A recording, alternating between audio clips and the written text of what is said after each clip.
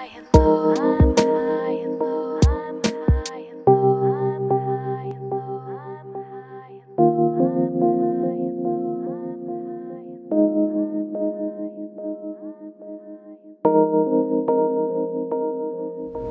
you very much for that kind introduction, Neil. Let me begin by expressing my gratitude and admiration to Professor Pogge, who was here, right back there, for your leadership and your inspiring leadership in this important endeavor.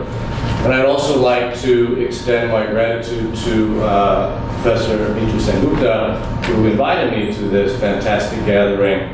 And I just would also like to add, it's a great pleasure to see former students now really sort of trailblazing and the rest of us trying to catch up in our own work. So I hope we don't disappoint in some of the things that we might have to say. I actually teach one course at UofT, it's Paul 101. So I'm very grateful for this opportunity to speak to such an intimate gathering. Normally when I get up in front of a group now, it's to 1,200 students. So this feels very small. It almost feels like a graduate seminar at the University of Toronto. Have an audience this size. There was a time when I started teaching at UofT where rarely did we actually talk about issues of inequality or poverty. When I taught political economy and development, it was always the story of growth. And indeed, the cases I worked on were the cases in East Asia. It was very easy to tell a story about aggregate economic growth and aggregate economic development. But over the years, students have demanded, and indeed faculty, and myself included, have, I think in many ways, accommodated out of pure intellectual interest and also normative reasons, more and more conversations about inequality and poverty. It's a topic that is very much in the consciousness of young people, and I think in many ways, as professors, we have a responsibility to harness that energy and in trying to combat global poverty. The world in which we live in today, of course, as Professor Pogge has already outlined for us, one in which we see increasing levels of inequality. Not only increasing levels of inequality among nations, but also increasing levels of inequality within nations. One may be self-congratulatory or globally congratulatory in saying that there has been an absolute improvement for the conditions of the poor, but we also know that they are relatively worse off. And as many have already pointed out, this reflects, in many ways, the changing structures of global capitalism, such that now poverty and the sources of poverty are myriad, be it in terms of jobs, the lack of mobility, the absence of health, the absence of basic health, nutrition, sanitation, and so on. And indeed, poverty now is increasingly not just simply chronic, but increasingly permanent. And I think that that is, in many ways, a way in which we ought to think about global poverty in the context of the world in which we live today. Moreover, I want to stress, too, that poverty is truly global. One of the most impactful articles that I recently read in the New York Times, the headline read, "The New Plague of Poverty." And it was an article on NTDs, neglected tropical diseases. And for those of us who work in the area of health and development, the acronym NTDs is something that we're very familiar with. The article, however, was on Texas and Florida. So the issue of global poverty and the conditions about which we're discussing and describing are truly global, are truly now, I think, in many ways traversing both those categories that we used to use called North and South. And as a result, we need a new global agenda. And the academic stand against poverty, I think, is an important starting point. And I very much appreciate, particularly what Professor Pogge has talked about, the imperatives for speed, recognizing urgency, the imperatives for innovation, and the imperatives for, and I saw in the document, the continual reference to what is politically feasible. So we really are talking about an action-oriented agenda here. So in this talk, I'd like to make three observations that would feed into this discussion, or at least I hope feeds into this discussion. The first observation is basically asking, where do the world's poor live? In 1988, at least according to data provided by Andy Summer from the UK, 1.65 billion people lived on less than $1.25 per day. In 2008, 20 years later, 1.35 billion people live on less than $1.25 a day. In 1988, 93% of the world's so-called bottom billion lived in low-income countries. In 2008, 28% of the world's bottom billion lived in low-income countries, and 72% of the world's bottom billion lived in middle-income countries. Now, just taking that one data point, we can draw three implications. First, we may say, although it may be simply a function of cooking the numbers, that we have seen a marginal decrease in the absolute numbers of those living in poverty. You can be congratulatory, we can feel good about that, or we can say that that is just a marginal improvement, and the marginal improvement in the grand scheme of things is meaningless. The second observation is that there has been a shift in terms of where the world's poorest live. And we've seen a market shift in this. It can't be a function of cooking in the numbers because the shift is just so grand. A shift from the world's poorest people living in low-income countries to now residing in middle-income countries. In fact, really residing in 5 principal middle-income countries, including China, India, and Indonesia. The third implication we can draw from this, then, is that the question of poverty, the challenges of poverty, and mitigating poverty are less and less an issue of aggregate economic growth, as the neoliberal prescription would have said 20, 30 years ago, but it really is now a matter of redistribution. That it simply isn't just about growing poor economies, which will actually lift people out of poverty. We have growing economies, but these economies are now the homes to the majority of the world's very poor. So the first observation I want to make, then, is that mitigating the effects of poverty is about redistribution. So the second observation is then how? How do we redistribute? The question of redistribution in many ways is not new to us. As I'm constantly reminded, in fact, by my colleagues in Europe, they've been thinking about this, quite unlike us North Americans, for a long time.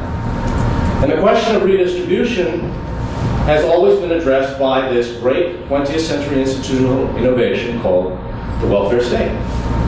And what underpinned the welfare state was also a principled commitment to the political economy of social democracy.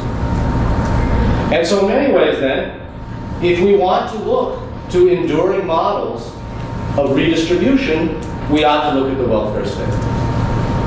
However, I do want to point out a couple of caveats. The first is that the welfare state, as it was conceived in the Anglo-European context in the late 19th and early 20th century, was never intended to protect the poor. It was intended to protect workers, but workers in an industrial economy who happened to be poor. But it was never intended to protect the poor. The poor were taken care of, either the poor laws or the legacies of the poor laws, whereby we then constituted poverty as a separate category, sociologically and economically distinct from inequality. Second, the welfare state didn't protect just any workers, but the welfare state was designed to protect those workers employed in the formal sector. Hence, we see a very tight correlation between unionization rates, density, and so on, in correlation with respect to social spending. Third, therefore, then, the welfare state relied on its fiscal and administrative capacity, if I may be so crude, to extract surplus resources from society and redistribute. That's what the welfare state did. It was a set of institutional mechanisms that extracted surplus and redistributed those surpluses to those deemed most vulnerable. However, if the welfare state was an institutional mechanism predicated on its capacity to administratively, in fact, fiscally extract and redistribute, it relied on, if I might borrow this metaphor from Jim Scott, it relied on visibility. It relied on its ability to see those who were vulnerable, to see the fiscal resources it needed to extract, and so on. This institutional caveat is one that I think is exposed for its weakness when one considers, actually, the conditions of today's poor, and truly consider today's conditions of global poverty. The first, for instance, is that the vast majority of workers are employed in the informal sector. 75% in sub-Saharan Africa, 70% in South and Southeast Asia, 50% in Latin America. In fact, in the OECD, 80% of net job growth is in the informal sector. So that's the first point. The second is the question of delivery. How do you redistribute resources to those who are employed in the informal sector? The way in which we used to redistribute surplus would be through taxation, progressive taxation, the delivery of social insurance or the management of social insurance through firms and through employers. The reality of today's global poverty, or those living under conditions of global poverty, is one in which, for instance, vast majority, hundreds of millions, are without ID. Hundreds of millions live in slums. In one sense, there's the very practical challenges of delivering social services in slums. Right? People are migrant. People are moving.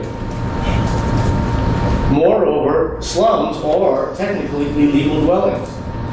Slum dwellers, then, in many instances, do not have the legal recourse to make an administrative claim or to make a legal claim on social services.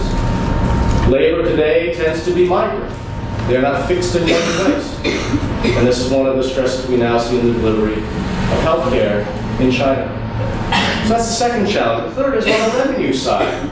The illicit financial flows that ASAP is now trying to get a handle on. This speaks directly to the extractive capacity of welfare states. Welfare states extracted surplus resources based on reported income. Based on reported income that was funneled through the formal employment sector. The reality today, particularly one of the scourges of inequality, is the prevalence of gray income, illegal income, unreported income. Just to give you some sense as to how serious of an issue this is, one looks at, for instance, in the case of China. If you look at the top 10% to the bottom 10% in terms of reported income, the ratio is 9 to 1. Now, there have been studies done by some academics at Tsinghua University in Beijing in which they actually then look at estimated actual household income based on household spending, based on household expenditures, self-reported household expenditures. And it finds that in the bottom 10%, the ratio between official reported and estimated actual is about 1 to 1. But for the top 10%, it's 1 to 4. In other words, then, the gap in official reported income is 9 to 1. But if you include gray income, it equals 26 times. So the official Gini coefficient in China is 0.45, which has the regime alarm. But some have estimated that's as high as 0.6 if one considers gray income. The implications with respect to the welfare state are important here because it's estimated that gray income, money that is being spent and circulated in China, is equal to 25% of national product, or about $1.5 trillion, invisible, fiscally beyond the reach of the state. My key point here in the second observation, then, is that the current form of global capitalism has created new sources of invisibility. Blind spots, if you will, in the welfare state. That what global poverty means is that it means metaphorically invisibility, it means political invisibility, it means fiscal invisibility, and, in the words of Arjun Appadurai, in his work on slums in India, physical invisibility, as he writes, quote, a host of local, state level, and federal entities exist with a mandate to rehabilitate or ameliorate slum life, but none of them knows exactly who the slum dwellers are, where they live, or how they are to be identified. So it's a type of physical invisibility as well. So the welfare state as an institutional innovation to redistribute was a phenomenally successful set of institutional innovations for a certain kind of global capitalism, and one that no longer fits with today's challenges. Which leads me to my last observation. The problems and the sources, in many ways, of global poverty are not that complicated. We know, for instance, that you can drastically reduce infant mortality rate if you simply pay attention to sanitation, the delivery of primary health care, K-6 education or the equivalent, and some attention to nutrition. And you can drastically reduce infant mortality. This is not rocket science. This is not stuff we don't know about. These are simple problems, but they require complex solutions. The redistributive burden is not high. Right? We're not asking we're not asking the haves to give up so much. In fact, it doesn't even require so much to vastly improve the conditions and ameliorate the inhumanities of poverty. The question for us, however, is we don't know how to do it. It remains an arduous question of implementation. And therefore, I think in many ways, the focus on innovation in the documentation and in the ASAP is critical. We need innovation solutions. Now, innovation kind of has a bad word, I understand. I just wrote a whole book on biotech innovation, in which what bothered me the whole time was the complete lack of any attention paid to the distributive consequences of innovation.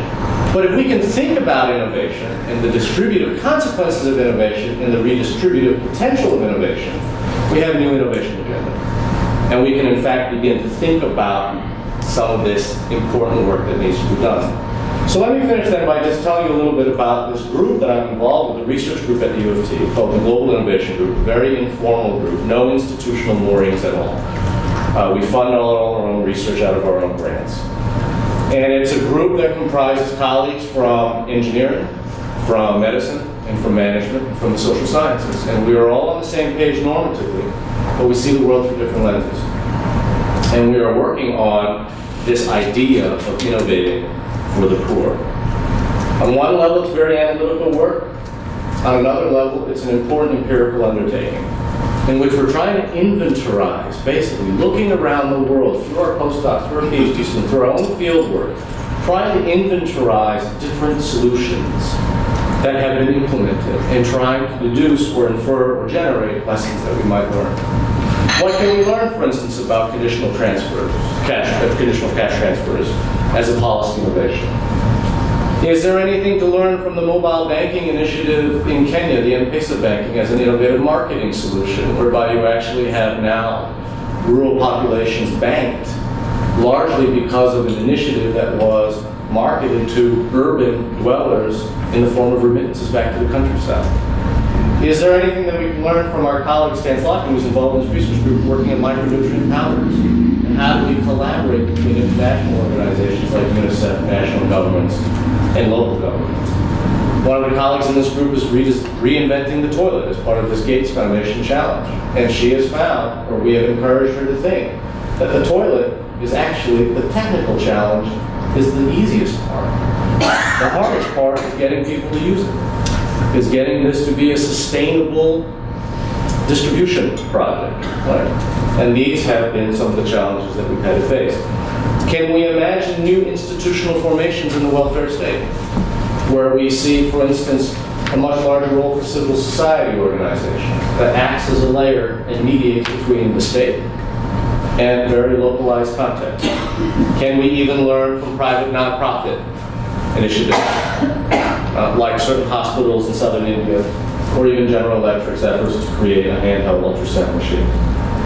We don't know what the answers are. The key point is that we are convinced the old model is no longer working, that we really do need to think about things much more innovatively. As such, then, our research agenda is motivated by three things. The first is we expect disruption. We expect this to be uncomfortable. We expect to have to confront our own ideological predispositions in trying to generate new innovative solutions, new policies, new institutional forms, and new politics. Second motivation is that it's truly global. This is not a conversation between the North to the South. This is a conversation in which there is mutual learning to be had between conditions in the South and the North, and to understand global poverty as a truly global problem. And the third is multidisciplinarity. Right? This is a real multidisciplinary effort. And it speaks to the broader issue that Professor Fogge and others have alluded to. It's a question of translatability. What do we do as academics? Right? As academics, we in many ways speak in a language that is inaccessible. We need to translate that language across disciplines, and we need to translate that language into impactful, actionable strategies. Thank you.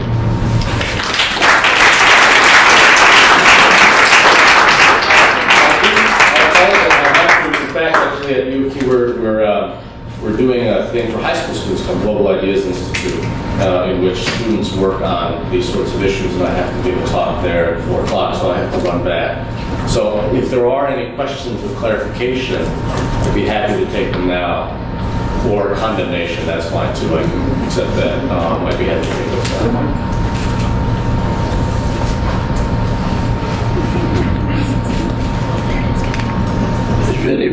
Very useful and helpful that you focus on the welfare or redistribution of income from the high to the low income people, and we are working in an important interdisciplinary group on welfare schemes.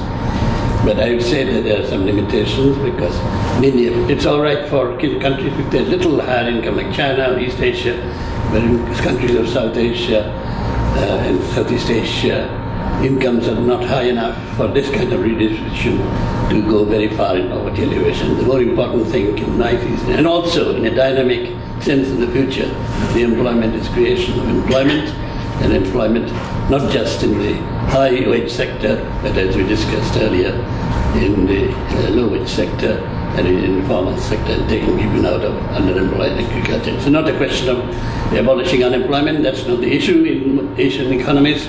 It's the question of underemployment and low incomes, which has to be changed. And I hope your group will look into this matter as part of the agenda. For my own research, one of the key cases I'm looking into right now is actually the NREGA in India, the National Rural Employment Guarantee Act and scheme, and I think most people are principally in favor of this, but one of the challenges actually has been in the uneven implementation and utilization of this program. There's wide variation across states, and there are a whole host of political economic reasons, bottlenecks, corruption, leakages, and so on that have actually undermined in many ways some of the potential impact that program has had. But I'm interested in just trying to figure out how local actors are trying to overcome some of these. And again, which will require new institutional formulations, new kinds of politics, and so on. Any other questions? Hi, my name is Banja Kela, and I'm a PhD candidate at the University of Guelph, Political Science and International Government Studies. Thanks for the talk. I like the fact that you mentioned conditional cash transfer, which is what I'm looking at in the Nigerian context. Specifically, I'm looking at the local governance as reflected in the social assistance committees set up to monitor this program. The social committees are chosen from the communities. Yeah. My research is to look at to what extent do they advance or mitigate patron-client relationships. Tying that to the politics of social protection, which is the larger picture of what I do, how do we begin to engage the politics of development, politics of social protection, and whatever? Because this anti-politics machine of the technocratic slant we deal with on a daily basis in development.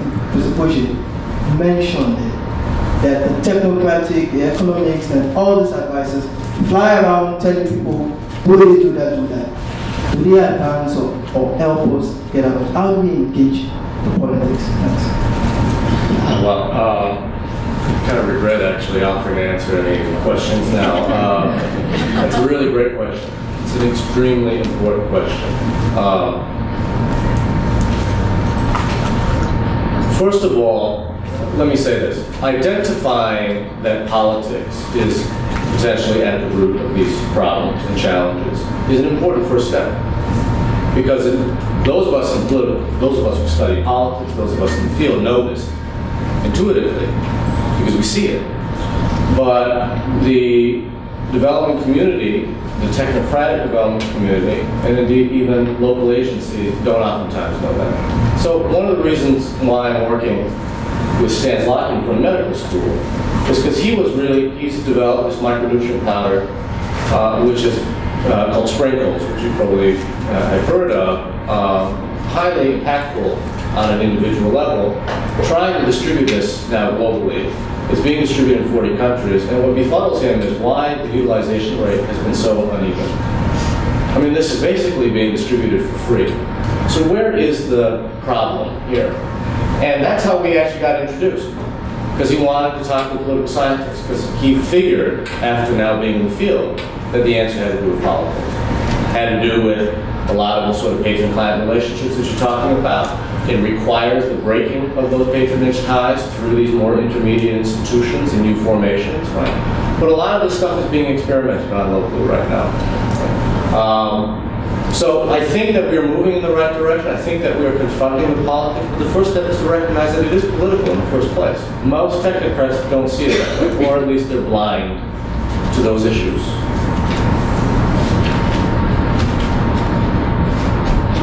We have time for two more questions. Thank you, Professor, for this excellent presentation.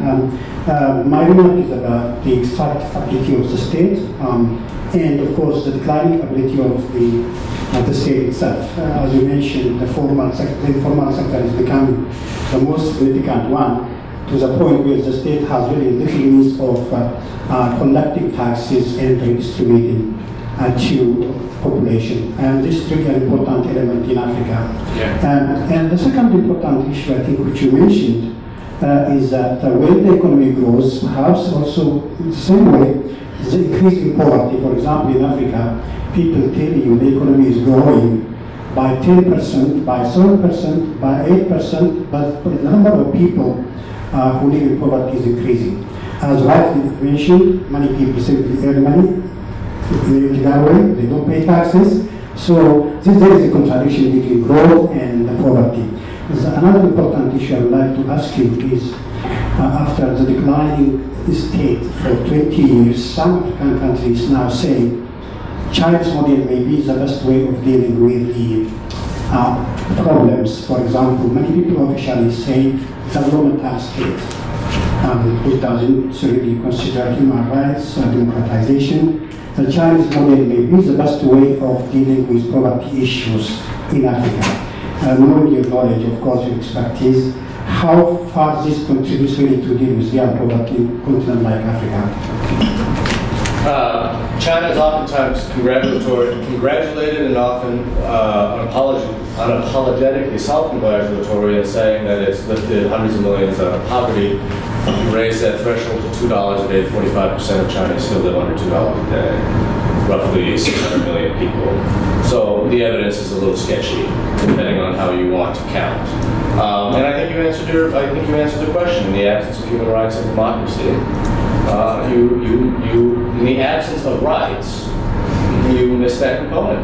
You don't have that political component which allows for the type of institutional innovations and new formations that we would expect. And China is in many ways now experiencing those bottlenecks in a very serious way. So I wouldn't recommend it. We have time for one more question. Are there any more questions? Hi, this isn't a question. This is related to the question that came just before this one, and the connection between scientists and political scientists. And your point of trying to figure out why products are being introduced for free into markets where it's being used as readily. And I think that was a good point. There is a connection there.